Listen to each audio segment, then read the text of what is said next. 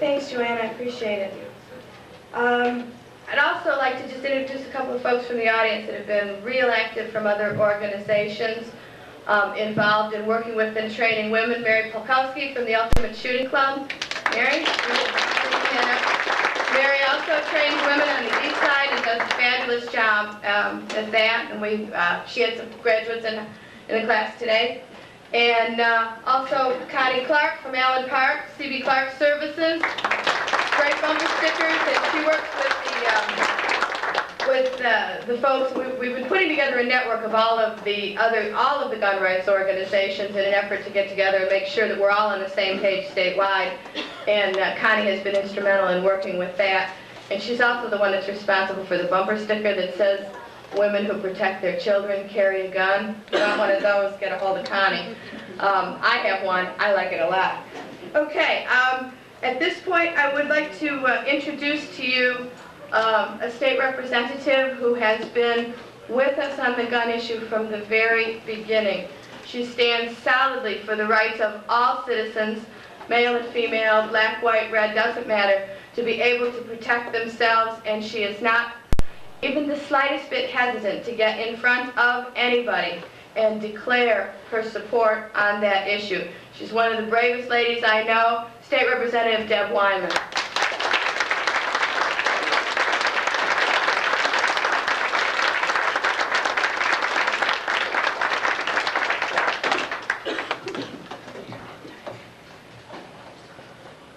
Thank you for that warm welcome. I'm honored and privileged to be here and have this opportunity to participate in this forum. I thank Grassroots for organizing this event. The leaders of Grassroots have proven their effectiveness in elections, as you've heard earlier, most notably through the defeat of State Representative Jim Ryan. Believe me when I tell you that your efforts are still being talked about in Lansing. And I will tell you that it is true what you heard earlier about the Democrats acknowledging that the gun rights activists were instrumental in defeating Jim Ryan.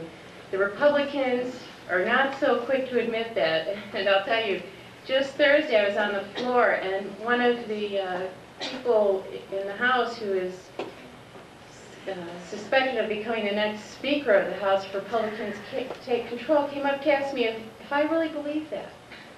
And it's just amazing to me that some Republicans will put their head in the sand.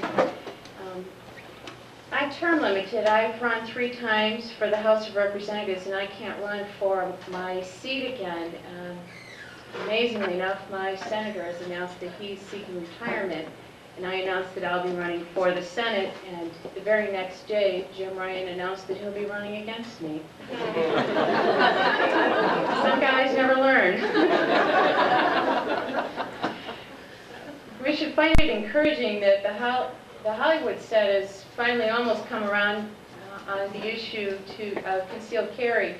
Fans of the NBC ER series were able to see Dr. Mark Green defend himself on the street against criminals in the season finale last Thursday. On the show, Dr. Green had been the victim of a brutal assault in the hospital's emergency room. As a result, he'd become isolated and fearful of society. In the last episode, he was accosted by 3 hoodlums on the Chicago L. Using his 6-hour 9mm handgun, he scared off his attackers without firing a shot, which is, by the way, most violent confrontations are resolved when there's a handgun involved. In the next scene with Dr. Green, we see him running breathlessly through the streets of Chicago, stopping briefly to toss his trusty and expensive gun in the river. Now, if that were me, I would go home, clean the gun, and write 2 checks. 1 to the National Rifle Association and 1 to Grassroots.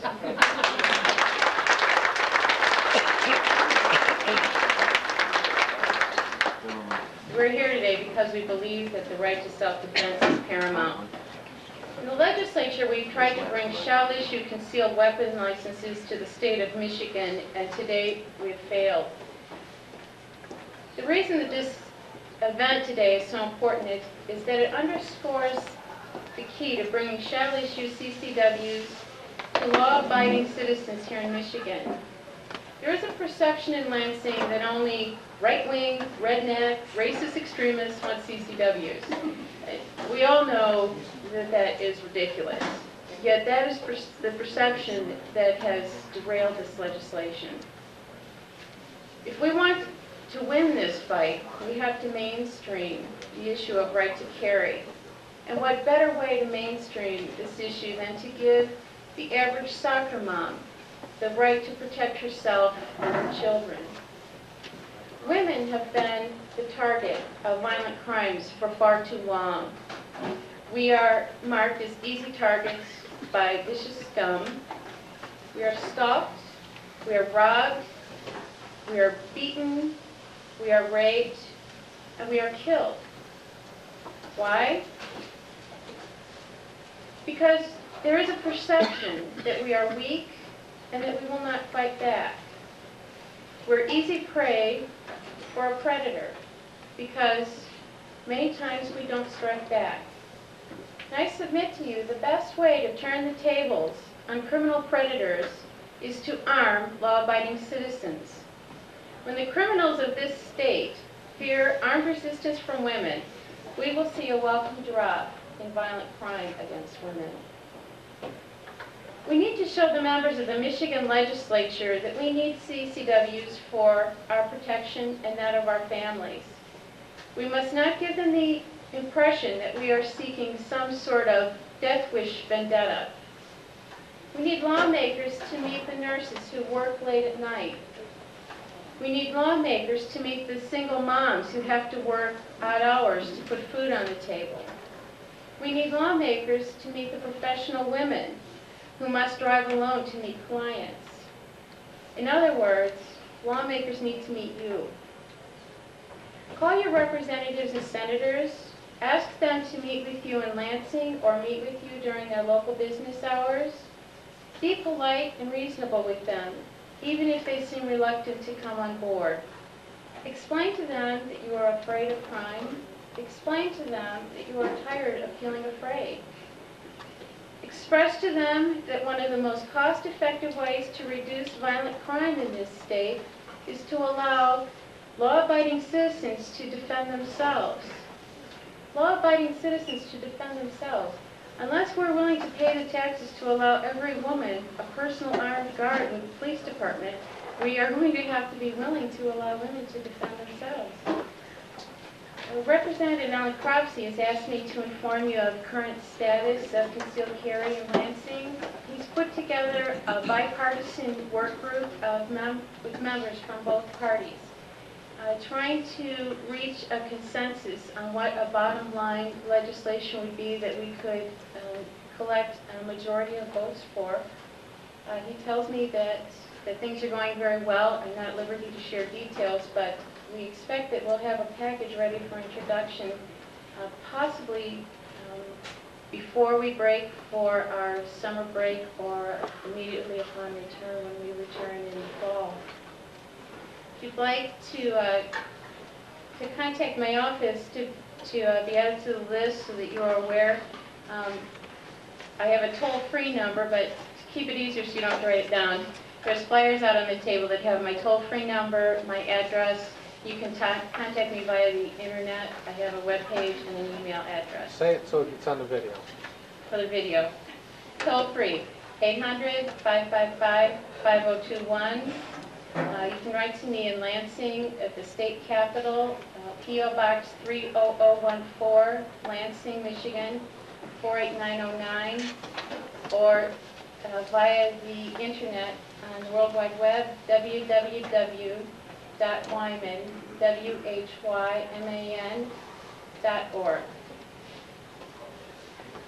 Our cause will remain potent in Lansing and in Washington as long as you remain involved in the political process.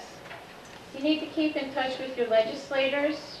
You need to organize and get rid of those politicians who would leave you defenseless in the streets.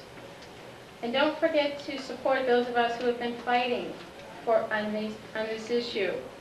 The gun grabbers in Lansing have been looking for the defeat of a pro-gun legislator as justification for passing firearms restrictions that would make martial law look like anarchy.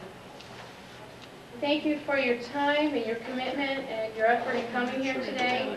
Working together, we can join the citizens of most other states that have the right to protect ourselves and loved ones. Thank you, and God bless you.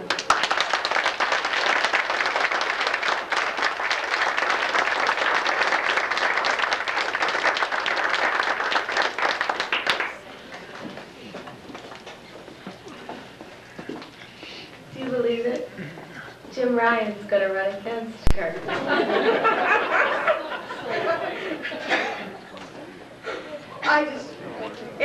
I heard through the grapevine that he had approached another local gun organization. He didn't have the courage to come to grassroots about what he'd have to do to get back the support of gun owners.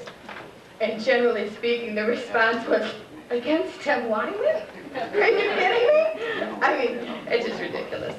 Anyway, but it's going to be a tough fight for Deb in the Republican primary, nonetheless. So if you're from her district or want to give her some time, I would certainly encourage you to do so. In any political campaign, I'm here to tell you volunteers are worth their weight in gold. And so walking the streets and all the things that the volunteers do can make all the difference. And that's one of the ways that we took out Jim Ryan, was by putting tons of people on the streets. MGO headed up that project, having people walk the district. Okay, it is now my distinct pleasure to introduce a lady who, well, you know, when I first met her, I thought maybe she was just the wind beneath the wings of one of the more powerful men in our community. But since I've gotten to know her a little bit, I understand that she is indeed a very, very powerful woman in her own right. And to be married to this guy, I think you'd have to be. You gotta be tough. And of course, I'm speaking of Shemaine Nugent, who has been every bit as involved in these issues as her husband has, oftentimes working behind the scenes, writing for their magazine, speaking to groups like ours, working with women, and she also teaches aerobics too, which you'll be able to tell when she gets up here. I guess her background is in broadcast. You're on the radio, right? Used to be. Yeah. And that's how I understand you met the man. Yes. And so it is with great pleasure that I introduce to you this evening the Queen of the Forest, Shemaine Nugent.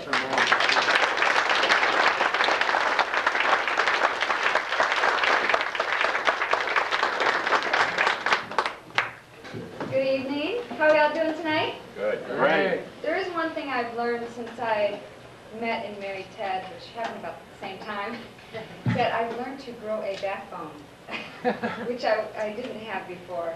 I kind of, used to let people walk all over me, and I've learned through Ted that you have to have somewhat of a spine to be able to put up with some of the things, especially that he does.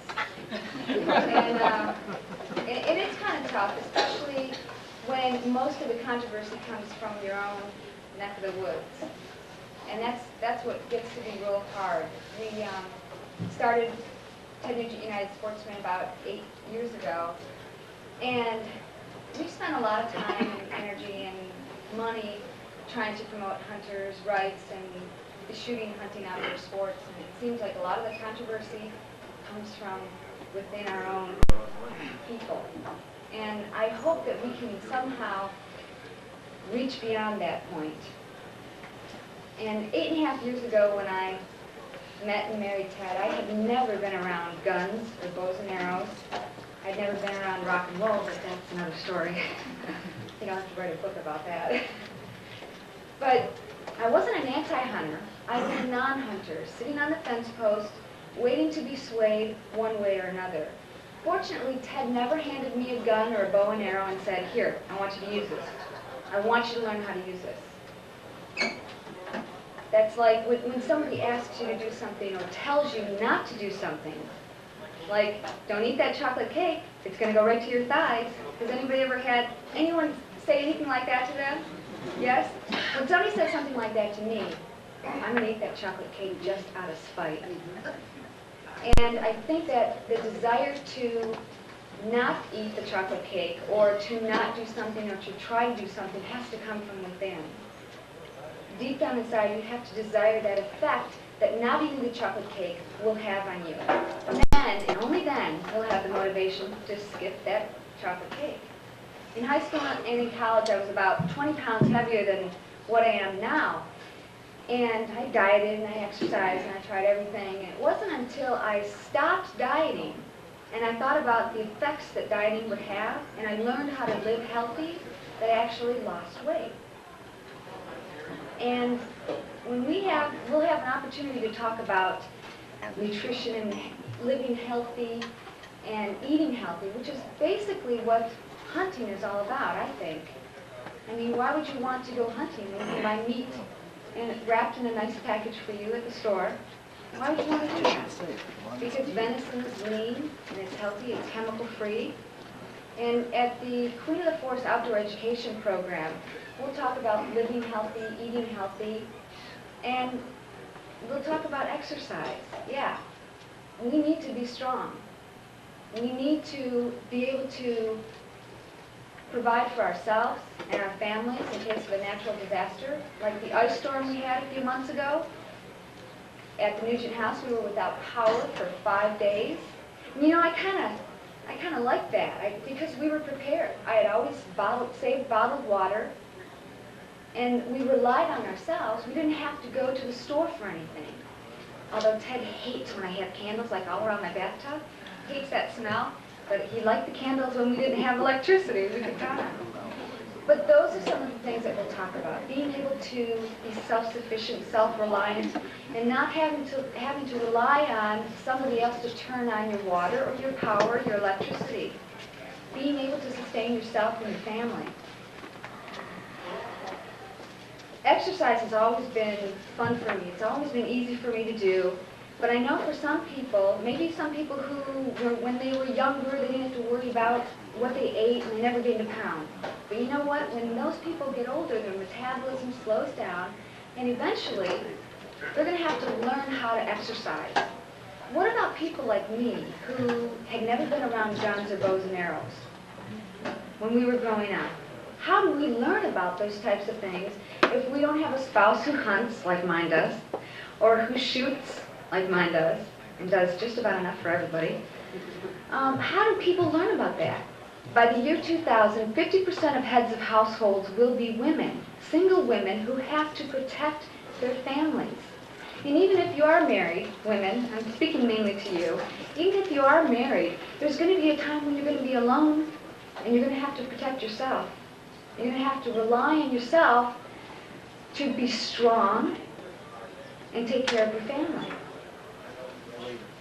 I mean, why would you want to go hunting when you can buy meat at the store? That's what a lot of people thought. That's what I thought when I first met Ted. Again, I wasn't an anti-hunter. I was a non-hunter. I just thought there's enough of you guys out there that can do it for me. So why should I go out and do it? But you know, I learned a lot about hunting and about the shooting, hunting, outdoor sports when I met Ted. And again, he never pushed me into hunting, which I think was the best thing he could do.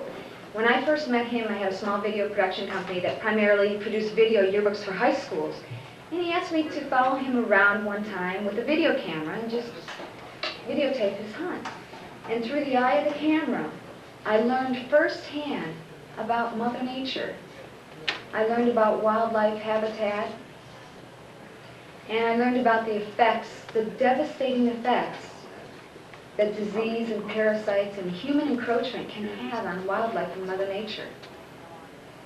And, you know, I saw Ted come in every night and rave about the sunset or the sunrise or talk about chipmunks and squirrels. But he didn't talk about getting a deer. And week after week after week, when I first married him, he'd talk about the great sunset or the great sunrise or just Mother Nature. But there wasn't any talk about killing a deer. And I thought, wait a minute, this is not what I thought hunting was all about. I thought you guys just went out there and killed stuff. Right? That's what a lot of people think. And that's what I thought when I met Ted. I mean, here I was, married to the Motor City Madman. a guy who is adamantly opposed to drugs and alcohol, pro-hunting, pro-gun, and totally into rock and roll, obviously. Everything I knew nothing about.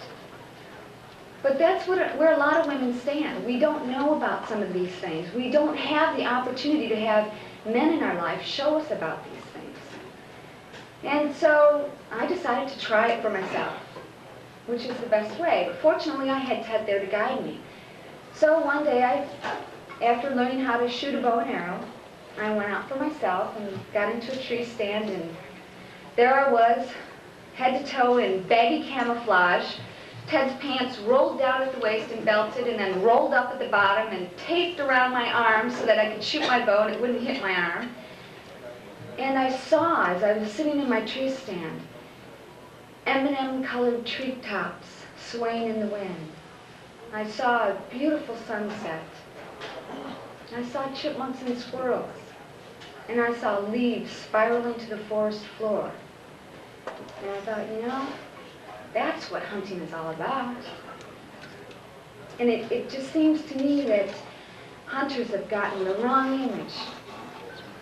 This is what hunting is about, being with Mother Nature.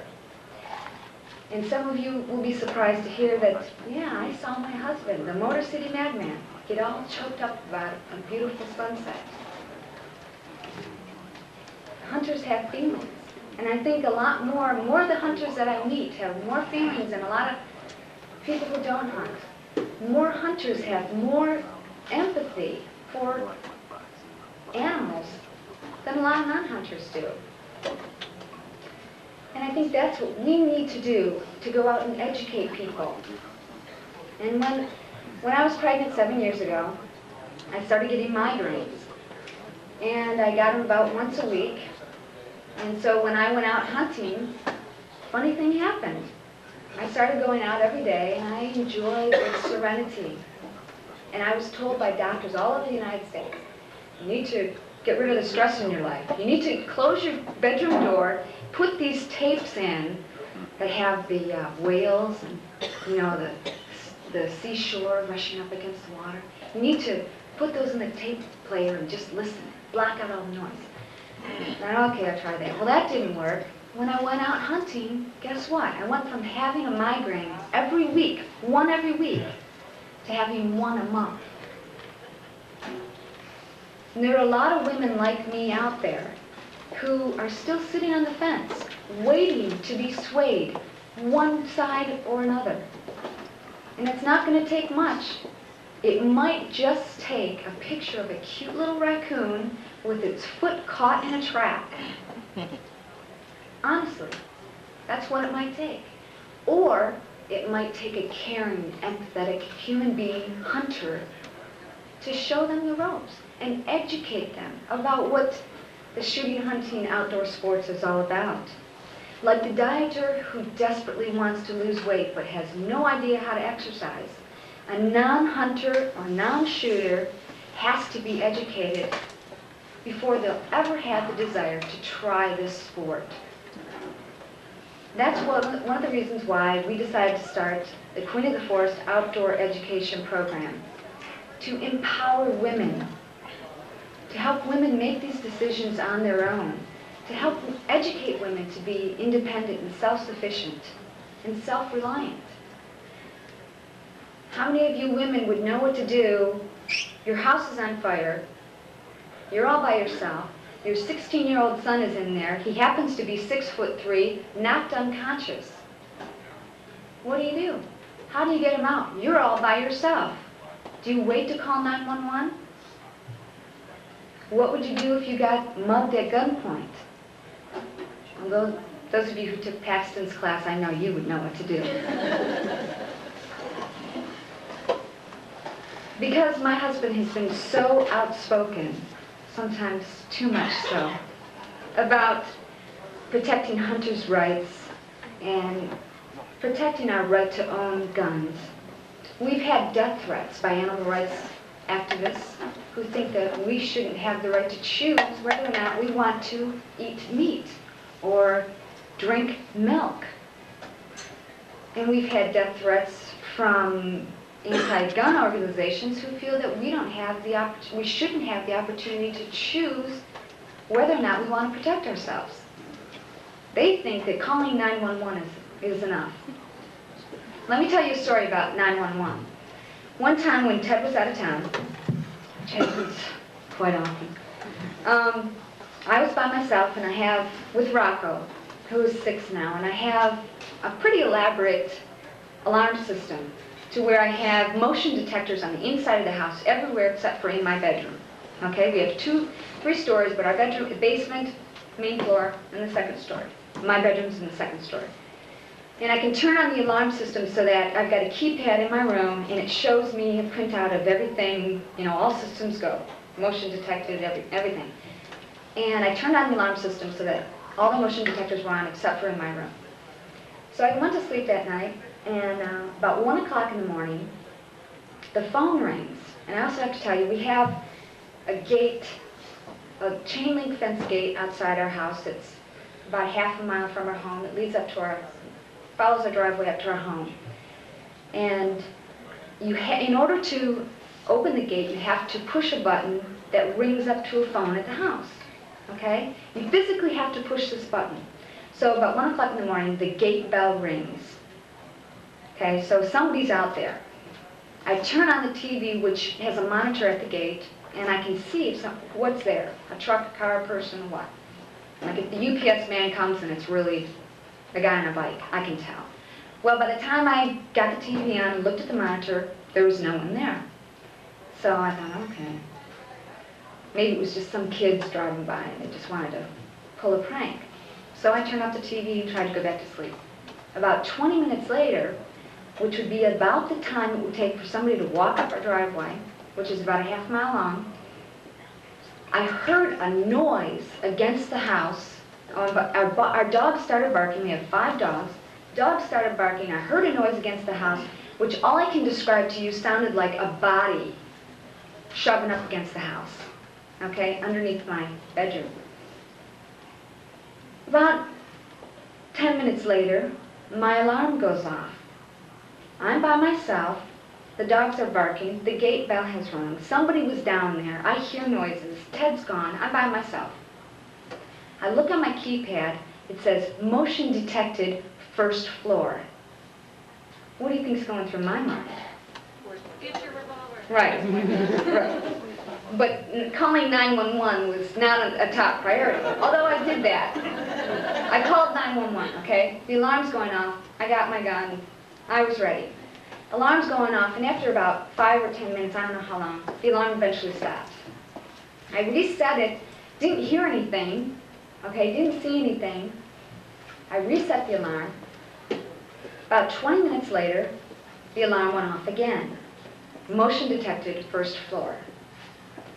Called 911 again. Nothing. Reset the alarm, turned it on again.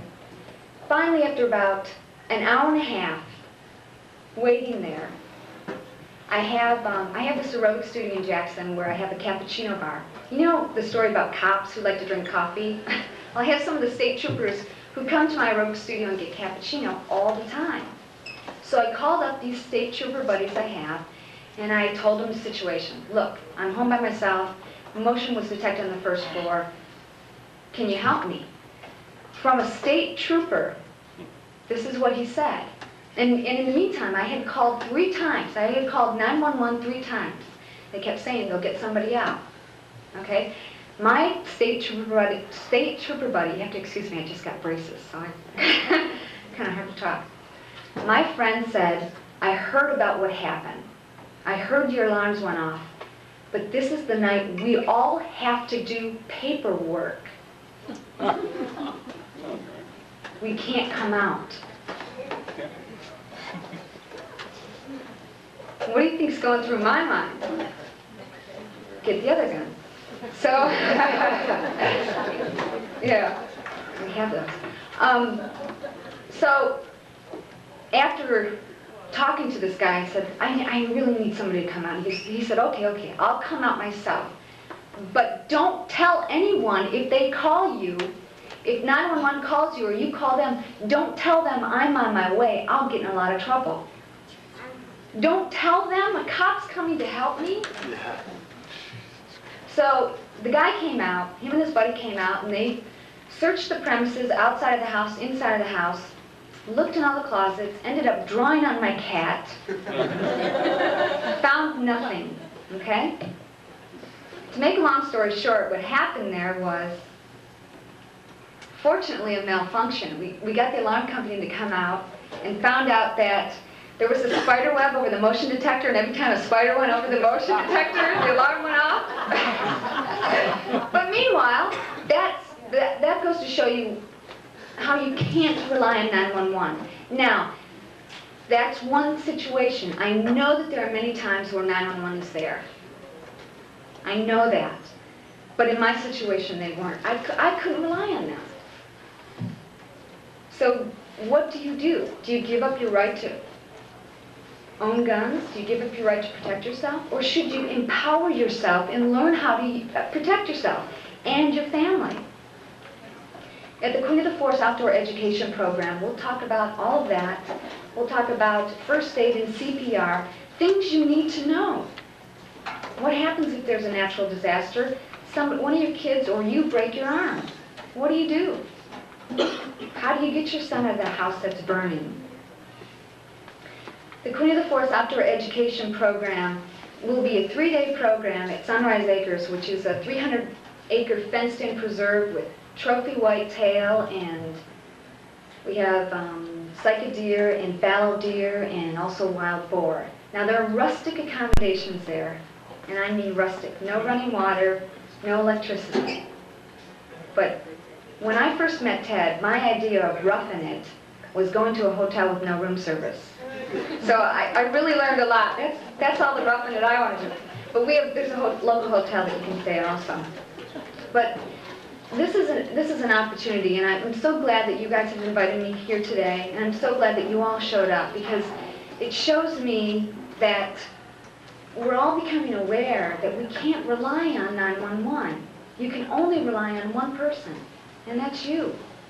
And you really need to equip yourself and educate yourself with all the opportunities that you can, and to empower yourself.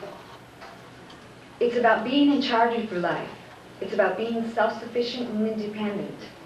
It's about being the queen of the forest in your own neck of the woods. Thank you very much. Jermaine, would you give your phone number on here for the Queen of the Forest? For the Queen of the Forest Outdoor Education Program, you can call area code 517-750-4240, and it's scheduled for the weekend of September 12th, 13th, and 14th, although we might be adding another weekend. And I've got some information out there too, and some of Ted's zebra shirts. Thanks again.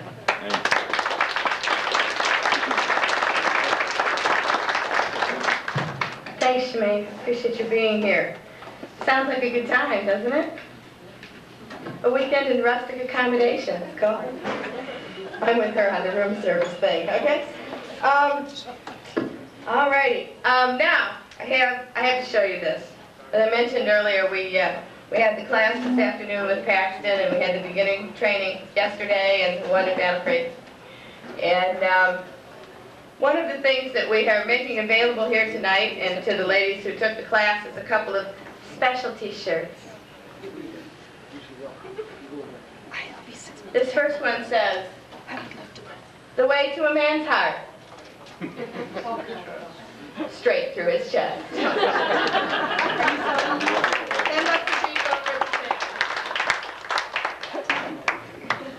One more.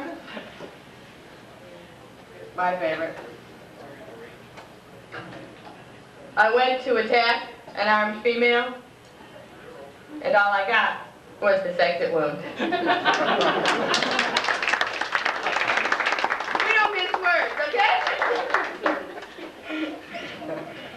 Alrighty then. Once again, $10 over at the table, and I understand that Paxton will autograph them if you're so inclined.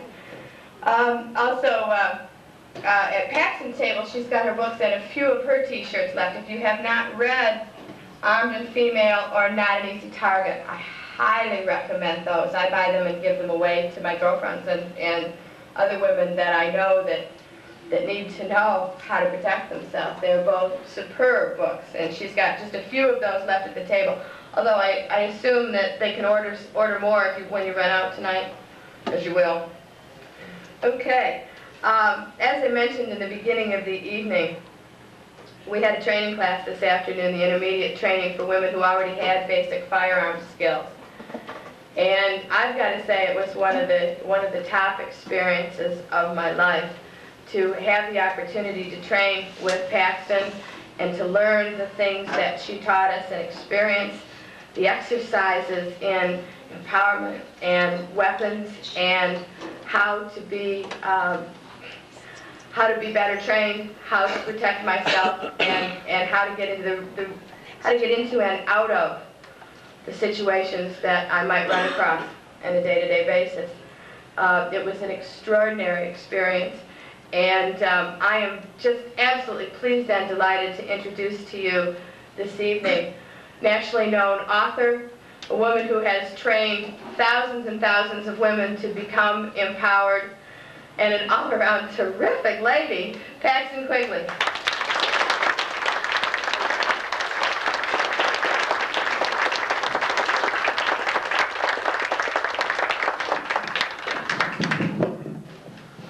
Thank you very much. I want to thank you all for being here. I travel all around the United States, and it's wonderful to see a group of people who are really so dedicated. I want to thank, first of all, and I don't know where he went to, Mike Hoban. I've never... Mike, come on in, would you please? I don't think I've ever met anyone who is so dedicated to people's right to own and bear arms as Mike Hoban, and I want to salute him for all the work he's done.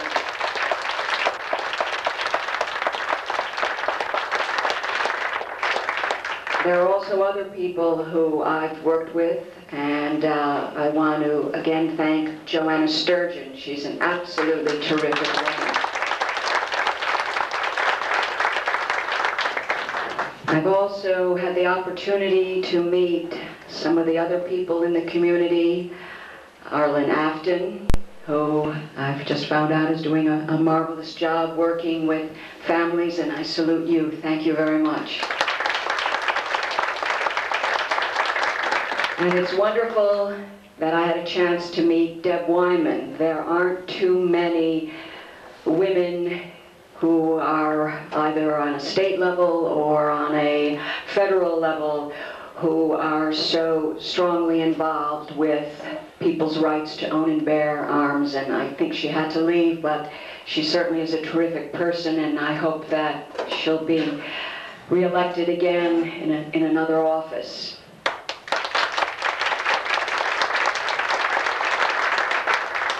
As I said, I go around the country training women. I've been doing this for the last, I think, this is my 7th year, and I've taught thousands upon thousands of women. And I want to kind of tell you the kind of women that I've been teaching.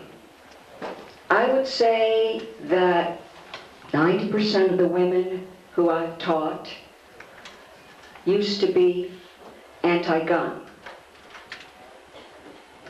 And they have decided to learn how to shoot a gun because, for a couple of reasons. One, because they realized that they wanted to be self-reliant, independent, and didn't want to rely on a husband, a father, significant other, or the police. But then there's a whole other group of women who are married to men who own guns. And I know that these men, for many, many years in some cases, have tried every which way to get their wives and daughters and mothers to learn how to shoot for self-defense, because they feel very strongly about their women, that they want them to be able to protect themselves because they know they might not be there. And I want to publicly salute those men, because those men have been some of the greatest supporters of women owning guns. And as a matter of fact, I do know that some of them are my best supporters. They've purchased my books, sometimes a dozen at a time, and not only give them to their wives and their daughters, but also give them to women associates who they work with, as well as other women friends. So I salute all the men in the audience today who have supported women who have gone out and learned how to shoot a handgun, as well as some cases shotguns. So thank you too.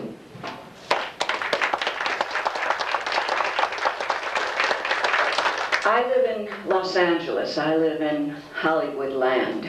And it's been very interesting for me to observe that over the years, people in the media are beginning to change their minds. I have a number of actresses who have taken my courses, and they haven't just taken it because they wanted to learn how to shoot a handgun so that they get a better part or whatever. They're taking the class because they want to be trained. They don't want to have a bodyguard. They don't want to rely on somebody else. I'm seeing more and more media people throughout the United States who are becoming less hostile to people like you out there. They're becoming less hostile to the idea of people owning guns to defend themselves. And it's becoming nicer and nicer to go out there and meet talk show hosts, both male and female, who are actually behind us. And it's important for you people to know that there are many, many people in the media. I'm talking television, I'm talking radio, and I'm talking newspapers. And oftentimes when you will get a television show where the talk show host will sound like they might be anti-gun, you should know that in many, many cases they aren't. And I found this out just by chance. When after the show, the talk show host, I'm talking male and female, would say to me, "I'm behind what you're doing. I have a gun at home." And I would say, "Well, why were you so tough on me?" And they said, "Well, we got to have an interesting show. So we've got to have both pro and con, and, I have to, make it interesting." So I want you to know that there are people out there, and you'll be surprised to know who those people are, who own guns and support the efforts that you are doing. But oftentimes, they are, shall we say, forced to be fair, and we'll have to have the other side on. I'll just give you some examples. I was profiled on 60 Minutes a number of years ago. And at first, it was going to be just pro-gun. And then I got a call from the producer, and she said, "I hope you don't mind, but we decided that we have to have Sarah Brady on." And I said, "That's okay." She says, "But I really want you to know that I support your efforts." And she said, "I want you to know that Morley Safer, who was the man who did my show, he supports your efforts." I was also on CBS Evening News with Dan Rather. Dan Rather is a good old boy from Texas, and he supports your efforts. I can tell you that I could go on and on and on and tell you of people out there that have guns. I was recently on the Rolanda show. Her show hasn't aired yet, but she happens to be pro-gun. And as a matter of fact, I was on that show with Roy Innes. I don't know if you know who Roy Innes is. He's head of CORE, Congress of Racial Equality. He's an Afro-American, and he's a very strong pro-gun person. And it was real funny. We had on the show a police officer, retired police officer, an Afro-American who was very anti-gun. And I'll tell you, Roy Innes went after him like nobody's business. And he actually said to the police officer, "What are you trying to do? Take away the guns from the black community? We're losing our power as it is, and you want us to go ahead and now not have guns?" And he got up and he was standing up and really told this guy off, and it was really great to see it. And I look forward for that show to be aired. As I said, I could go on and tell you how many people in the media support you. And I know it gets real hard for you at times, continually going up to Lansing and talking to this person and that person. And it gets, I know it gets almost depressing at times because you think that you're not winning the battle. But I think sooner or later, and it might take another 5 years before you get your carry law passed here, but I do think that the tide is turning in the United States. I come from California. And boy, we've got it hard there. It might take 10 years. New York State might take 10 years. But I think as all of these state legislators see what's going on in other states, Florida, Texas, and we hear about the John Lott study and the fact that he has shown that in those jurisdictions where there's a right to carry a handgun concealed, that homicide goes down, that burglary goes down, and that rape goes down. If we keep hammering away and show that just because you have a permit to carry law, that doesn't mean that the place becomes Wild West. I mean, that's the thing they're always talking about. Oh, our city, our state is going to become Wild West. But we all know that's not true. And so I salute each and every one of you for doing the work you're doing. And you've got some great organizations here in Michigan. And each and every one of you, I thank you for all of the other people who I've met who are out there trying to do the same thing. There are a lot of you out there. But I got to tell you, you're real special. You're real special because I've gone to a lot of different states and met a lot of different people in various organizations. And I'm really telling you the truth. You're real good people, and you're working hard, and I look forward to coming back here and continue to work with you. And thank you so much for having me.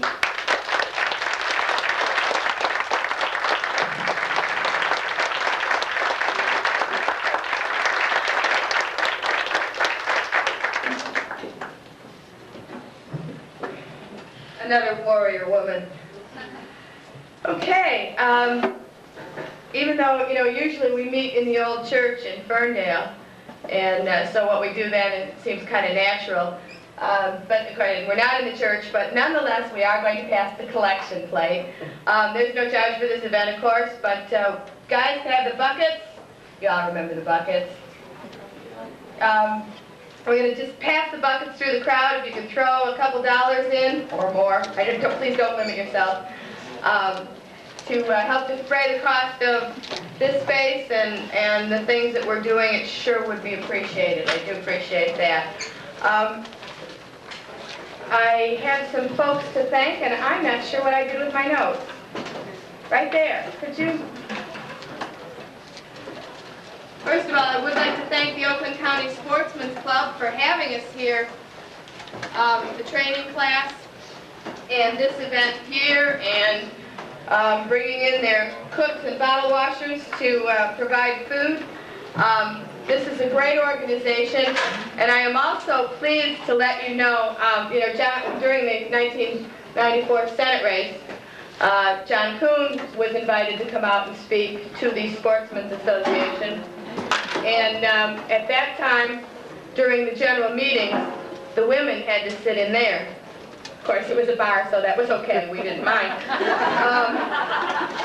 But I found out today that Oakland County Sportsmen had just a few months ago, voluntarily and without any coercion from the ACLU or anybody else, has decided to begin accepting women as full members, and I would like to applaud. And I got my application. It's a great club. Okay, I would also like to thank the folks that acted as line officers during the shoots. And I have that here somewhere. Joanna Sturgeon, of course. Joanna, she's here for everything, God bless her. Dennis Gargan, John Calabas, and Bob Brace, thank you for helping us to stay safe and making sure that we behave ourselves. Would also like to thank Sandy and Steve Frazier from the GAIN organization. They helped us by putting on a beginner's class in Battle Creek. GAIN is Gun Owners Action Information Network. They do on the west side of the state what we do here.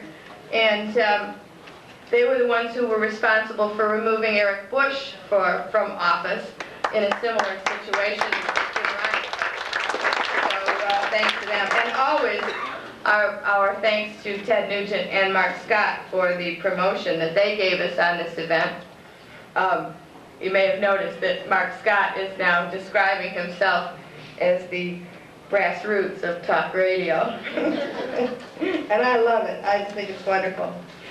Once again, I would like to remind you that when the concealed carry legislation comes up in Lansing, the package of bills that Deb Wyman was talking about, we need to have women up there testifying. So please, please put your name on our list so that we can let you know when those hearings come up and we can absolutely deluge Lansing with warrior women with weapons.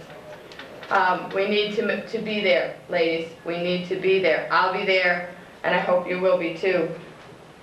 I would also encourage you to stop by Paxton's table, buy a book, get your picture taken with her, and so forth and so on there, and have the opportunity to meet one of the great ladies of the gun rights movement.